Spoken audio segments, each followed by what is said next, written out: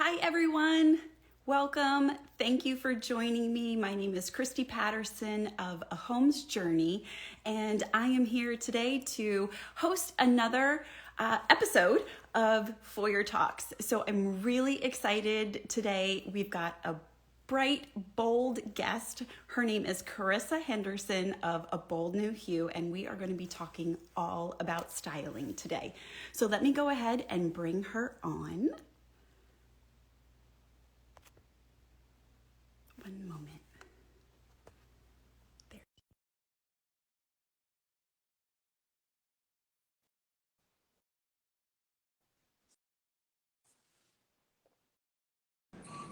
Hi, Carissa. Hello. Welcome. Hi. How are you? I'm great. Yes. Over here in Texas right now, trying to avoid the Oh, heat. yeah. Well, it's pretty hot here in Maryland too. So I don't know. It might be a thing, right? Oh, that's wonderful. Well, thank you so much for joining us.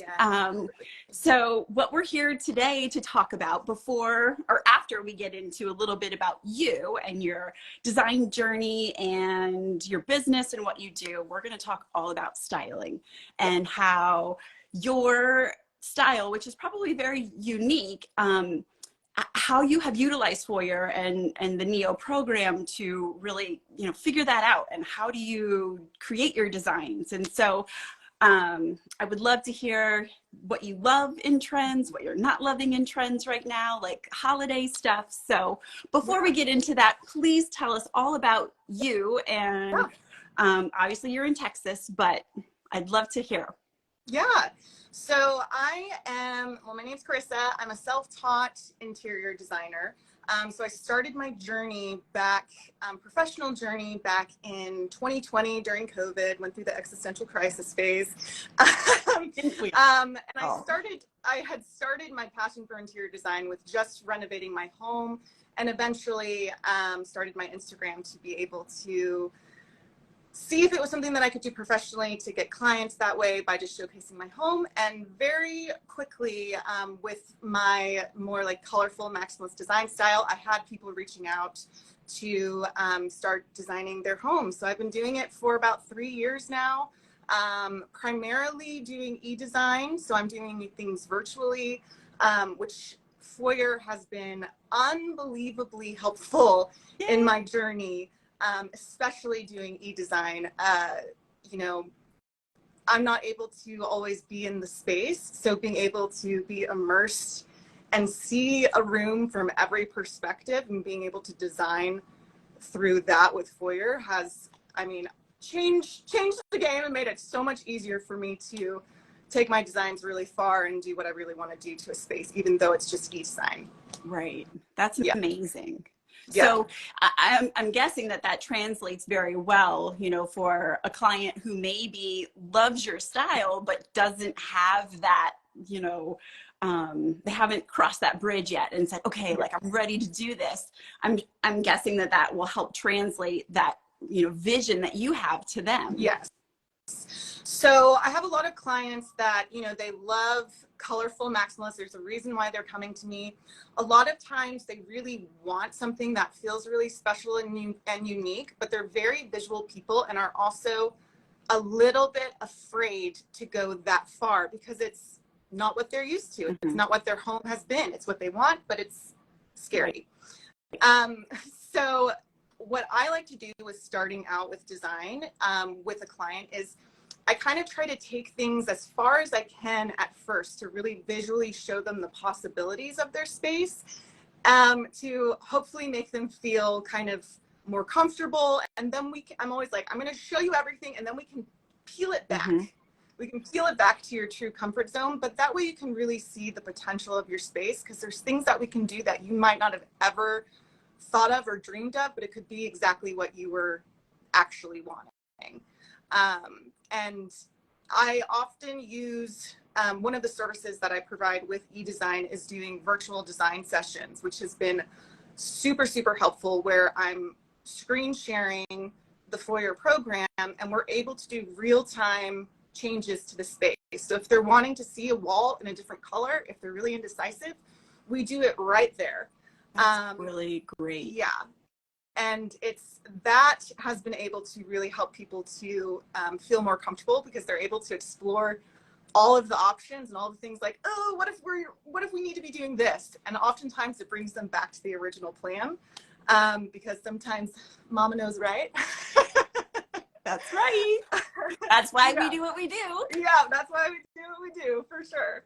That's wonderful. So when you are, let's say trying to step outside the big box that you've already created for yourself, what is your process in, creating a mood board, right? Like what elements do you make sure that you include? I saw that you offer a master class. So I'm sure like that inherent knowledge that you've, put out there, like what is, and I don't want you to give away the secret sauce, but like, what is that process, and how might you, take that for a client and translate it, obviously using Foyr? Yeah. So one of the things with starting out a client project, or even with my own project, I have a really detailed questionnaire that they fill out. One of the most important parts of that is I have them show me 4 to 5 inspirational pictures, and it doesn't have to be related to the room that they have, just any interior design inspirational photos. And they tell me what they like and what they don't like about those photos. And that way I can start to spot the more specific trends of what they like and some consistency, even if inspiration might be all over the place. A lot of times I can spot, little things, especially based off of their likes and dislikes. So part of the process is just, for me personally and for other people, doing that like gut reaction to interior design inspiration. Going on Pinterest and just seeing what your heart truly is like fluttering about. And then analyzing that inspiration to see what you really like and don't like. And then taking those likes and dislikes and figuring out how we can mold that into starting to build a plan. So with starting with a mood board or something like that, I take things a little bit farther than just a really inspirational mood board. I'm super visual, so I like to see things more laid out, but, I really start with more so the overall large parts of the room. So room color, wallpaper, large pieces of furniture, things that are really important to the space. Lighting, things like that, and then go in and do the more detailed styling pieces from there. So it's more doing an overall picture, seeing how you feel about that direction. I'll have some inspirational pictures in the mood board as well, if there's certain ideas that I have, like putting in a built-in bookcase, or adding an arch to a bookcase, or doing this really cool built-in feature. I'll sometimes have that inspiration in the mood board as well. So, and then from there, then it's building it out in Foyr and getting into the nitty gritty and playing around. Very cool. That's awesome. I mean, if that is what a client is looking for, like they're going to be super lucky to have you as their designer. So yeah. That's wonderful.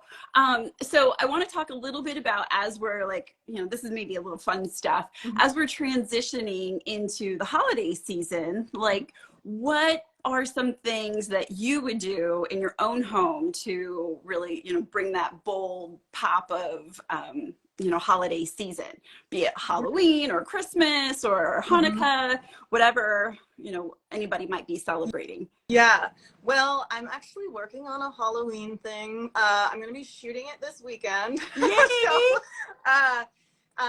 But that involves, so I really like utilizing ceiling features.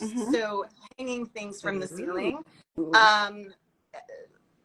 Because I like drama. So one of the things that I really love right now with the Halloween is the floating candles. So utilizing something that makes it a little bit more interesting with the floating candles. So you hang it, LED tapered candles with, fishing line, and you hang it from the ceiling and it looks like it's floating. I like fun, interesting things like that. But also still pulling in some like feminine touches. So like beautiful, warm florals in the berry color, maroons, oranges, kind of bringing in some softness into it while still having it a little spooky and fun. Because I'm pretty girly, so I like to have a mix of that with whatever I do. It's funny that you bring in those other colors besides white, black, and orange, because you know that's traditionally where people like, you know, live. And yes, like those are autumn colors and fall, and you know, color brings out emotion in people, which I'm sure is very important in what you do, because if you're going to have a very saturated, bold hue, that's going to evoke something out of a person. So I guess like let's go to that direction. You know, how are you able to judge talking to your client who might say like, I love yellow, and you're like, do you really? Like, have you ever had that where you're like, this isn't going to fit your personality? Or, you know, I've had people where I think the biggest issue that I run into is because my clients are geared a little more towards like maximalism, because that's what I am, that often means that they like a lot of different things. So figuring out what they truly, truly love and what works with the space is probably what, you know, is the hardest kind of hurdle to go through. So in terms of like, if they're, you know, they say they really love yellow, but like or they say they really love a certain thing, but then all of the inspiration that they're showing me is telling me something a little bit different. Typically I'll still explore the option that they're telling me, while gearing them towards, you know, a little bit of the other direction. Because oftentimes they still need to feel like I'm on their side and seeing out their vision. Even if it might not actually be the right direction at the time, they need to figure that out and have the confidence in me to be able to be like, hey, this is what this looks like, but this is what it could be and what I believe would be best for the space. Right. And also I try to encourage my clients, like, I like to see each room as an opportunity for something new. I don't believe that every room needs to follow the same exact style or theme, even in an open concept. I view in an open concept space, I view it as a gallery wall. So each space flows with the rest of it, but it doesn't have to be the same. Right. So in a gallery wall, you know, you have different pieces of artwork, but it's balanced out, and where it's placed helps everything kind of flow together. So you can do something really fun and special in one room, do something different, but as long as visually there's balance and the colors work together, it doesn't have to be the same. Right. So by doing that, then it'll opens up the world to explore more options for your space. So you don't feel so limited that you have to get out everything in this one room because everything else is going to, you know, I'm not going to be able to do this one thing that I want to do because everything is going to be in this one theme. You know what I'm saying? I live in the world where everything lives in the same like family, right? And thinking how I could transform my own home into different, you know, little sub elements or subspaces like that. That's something really interesting. And I want to try that. Yeah. It really opens up a whole new world, and it makes each project feel so much more exciting because, you know, if I have all of these different trends or something that I'm loving at the time or inspiration, I'll choose, if at that one particular project, I'll choose the one that like is really speaking to me the most, like gut reactions really speaking with me the most, and I'll really explore that direction. Once again, knowing that I can do something else in another room. So whenever a new project comes up, it's like another opportunity to do one of those other things that I've been wanting to do for a while. Very cool. And then you get to bring it to life whether it actually happens or not, which is really, you know, really cool too. Yeah. So speaking of trends and things that you're loving right now, what are a few things that are hot on your radar? So I am really loving this mixture, and this is just kind of my style, what it's becoming. Really curvy, abstract, structural elements. So like curvy sofas and chairs, lighting that's really structural and unique, patterns that are more interesting geometrics like circles and things like that versus just traditional florals or stripes or whatever. I'm really loving the softness that's going on right now, this like postmodern feel of furniture, but then being able to mix that with more, you know, vintage pieces. So like you have this really modern, curvy, cool sofa, and then you have a vintage piece of gold vintage artwork frame on the wall with like an old portrait or something. Right. It's that like eclectic balance of styles that I'm really loving. But it's, if there's a curvy chair or sofa or something that's in like a weird structural, you know, those like pool noodle designs, I will jump on that instantly. If it feels like artwork and it's a piece of furniture, like I will want that. Do you love like the hand seat? You know? Yes, I have one of those. I have, well, it's a wood one. So the hand chair, the plastic hand chairs are actually really affordable. You can find them on Etsy. The wood hand chairs are more expensive, but I found one that's like $250 and it's a side table, but it's like kind of the size of a chair. So I kind of use it. It like looks like a chair, but it's actually a side table, but it gives the same like effect. But yeah, I'm totally into that. That's awesome. So let's flip it. And what are you not loving? Like, what are things that you're just like, no? Well, so I think the really the super mid-century modern look is, you know, where it's almost like that kitschy mid-century modern. Do you know what I'm saying? Where everything is those straight lines, angled legs on things. That I feel like just, I think it's okay to mix in those styles, but I don't love going full blown that direction. That's just not me. I'm not saying it's bad. It's just not me. I like more dimension and softness in the space. One of the trends that I'm growing to actually start to like it, but I'm not quite there yet, is this really the like grandma chic look that's going on right now. So it's lots of, I mean, very traditional kind of style couches. Maybe there's some tassels on the bottom of the couch or the chair, and it's a ton of pattern mixing, but it's a lot of the like tiny florals and things like that. So I like things that are a little bit more like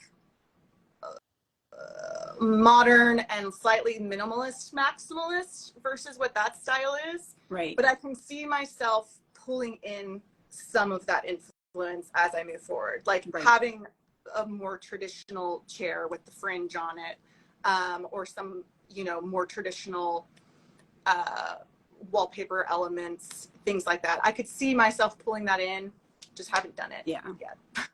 Well, that's awesome. Yeah. What is your favorite color? Well, I would say it was pink. You can't really tell. I mean, this is green behind me, but it's kind of, well, more like a lilac pink color. It's really hard for me to not love anything that's in that color. I also, you know, a lot of people, especially men, are hesitant to use pink in their home, but depending on the shade, it actually works as a really great neutral in the space. So having like a soft, neutral tone, like blushy, pinky color, using that as an option instead of just a white or a cream or a gray is a really great way to have something that feels really, you know, fun, but still has that more, you know, neutral, soft look. Right. So I love being able to play with every shade of pink. I'm not much of a bright pink, like hot pink girl, but so did I'm you? Not a hot pink girl, but I'm in the pastel to like, you know, fuchsia. Yeah. Did you love the fact that Barbie came out this season? Yes, I did. Good. I've seen it 3 times. We actually have a room before we knew that Barbie was even coming out. We started, my husband was like, you can do whatever you want to the room. I've slowly worn him down over the years in terms of like incorporating pink into our home. He is dead inside now. But he was like, you can do whatever you want to the space. So for our den, it's a completely, we call it our 70s Barbie dream house.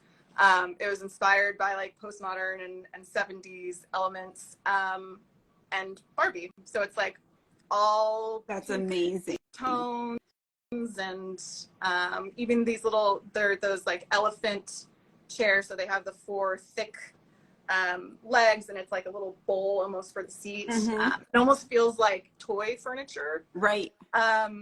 But it's like modern and cool at the same time. Anyways, I'm obsessed with that room, and it's going to be really hard when we eventually move to part with it. There, yeah, I can see that. But now you would have an opportunity for a whole new space, and you can, you know, replicate it and improve it and make it better. True. If somebody is looking to explore their maximalist style, how would they find you? How would they reach out? And what would something like working with you look like? Yes. So they can either message me just through my Instagram on A Bold New Hue, but my website, aboldnewhue.com, they can either, I have all of my pricing and all of the packages. I have lots of different packages, from just a Zoom design session where we just talk for an hour, kind of go through some ideas or problems that you have with your space, to more inspirational 3D designs, to the full shebang. I have everything listed out on there. But if there's ever any questions, or you want to know what the right package is for you, or you just want to feel more comfortable with your investment, I do have one-to-one discovery calls that you can schedule. So it's a 20-minute call, and we talk through your questions and things like that. So that can also be booked on my website. Most people now are starting to do the discovery call, and since I do have so many package options, that way they can feel comfortable that they're going the right direction. Right. Whatever you choose. And that it makes sense for you too, to make sure that you're delivering the right thing. Yeah. That's wonderful. Awesome. Well, thank you. I'm so happy to have talked to you today, and you inspire me to I wore, some bold patterns today for myself. So, I was thinking of you, and I was like, you know what, like bigger, bolder, better. So why not? It's fun. It's just filling your home with things that inspire you, that you love, that bring you joy. And don't worry about trends. Just do what you love and fill your home with that. That's awesome. I completely agree. So before we go, I want to let everyone know about a few discount codes that we are promoting right now. So we've got IG50, so 50% off the annual plan for our US customers, and then international customers, we're running a promo for 30% off, and that is IN Social 30, so in social 30 for 30% off the international annual plan. And September 8th, mark your calendars, there's going to be some really big news that Foyr is going to be dropping. So we're, and I don't even know, so I can't wait to find out either, or to find out as well. So Stay tuned for that. And thank you, Carissa. It was Yeah, wonderful talking to you, and I can't wait till next time. Yeah, and like you did mention that I have courses and things like that. So if people follow me, or they can sign up for my mailing list for anyone that is interested in learning more about maximalist design or how I go about things, then they can kind of stay tuned for that too. Perfect. Yes. Thank you so All much. right. All right. All right. Take care. Thank you. See Bye. ya. Bye.